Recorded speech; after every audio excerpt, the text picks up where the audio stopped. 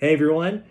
Well, as many of you guys know, well, first of all, Becky told me that my background was super boring, and she told me to bring a plant in, so I brought in one of our plants, Charlie, over here to join me, but I think I'm gonna be blocking it, so oh well. Anyways, as many of you guys know, February is Black History Month.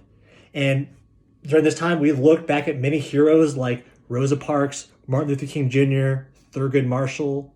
Um, a few years ago, I was speaking at a youth retreat, and one of my students, well, not one of my students, one of the students that was there, asked me who my favorite missionaries were. And I remember saying to this student, Hudson Taylor, Jim Elliot, David Livingstone, Eric Liddell. And the student innocently responded and asked back, aren't they all white? And I was struck and just thinking to myself, I could not name a single Black missionary. And that set me down a path of learning and just saying, you know what, like there has to be something out there. There has to be, witnesses and God calling Black missionaries. And lo and behold, there are numerous. There are so many that I have never learned about.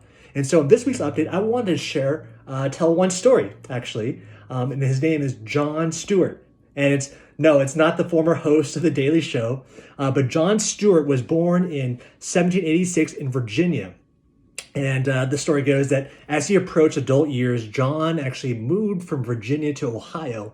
And on his way to Ohio, he was actually mugged and robbed of all his possessions. And because of that experience there, he turned to alcohol, drugs to kind of dole out the pain. And on the brink of taking his own life, of committing suicide because of all his drinking, all of his depression, he heard a voice calling his name. He later found his way into a worship and prayer meeting, and that exact same voice again said, "Declare my counsel faithfully." Counsel. That could be a word for wisdom, for advice, or perhaps in this context, in a court of law. Lawyers may give counsel for the defense. Declare the case for Jesus. God led John to the Native American peoples of Wyandotte County in Ohio. And there's actually not much account of John's ministry except for numerous stories of John singing his way into the hearts and minds of Native American tribes throughout the Wyandotte region, including women, including children, and numerous tribal chiefs. John actually became fluent in the Wyandotte language, and numerous tribal chiefs retold the songs about that John sang about Jesus that brought them such inner peace, an inner peace that sparked movements of radical reconciliation. So much so, the account goes that other white missionaries serving in the region actually became jealous, and they accused John Stewart of being an uncredentialed missionary and a runaway slave, basically threatening him with death and prison. The Methodists actually caught word of John's work, and they more or less kind of adopted him and supported him financially. Later in his life, the Wyandotte, he had helped found the Wyandotte Indian Mission School, and it was run by Blacks, whites, and Native Americans side by side. And John was really known for kind of one of his kind of core mission statements was not for, but with the Wyandotte. Not for, but with the Wyandotte.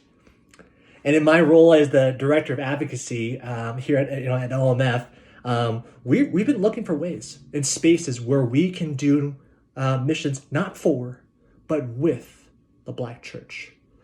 For example, over the past 7 years, we've been partnering with an organization called the National Afro-American Missions Council to engage the Black church in missions. And they've had an annual gathering. We've sent representatives there to walk on, to be present, to help the Black church, to be with the Black church in missions, kind of thing. I just heard a story of from overseas. One of our missionaries serving in Thailand, looking out across the unreached central parts of Thailand and going like, you know what, we could train our missionaries better. He says, but in order to reach all these other people groups, all these other communities without churches, he says, I don't think it's about training our missionaries better. Yes, we can keep on doing that. Yes, we should keep doing that. But he says, I think it's a function of who is not yet here.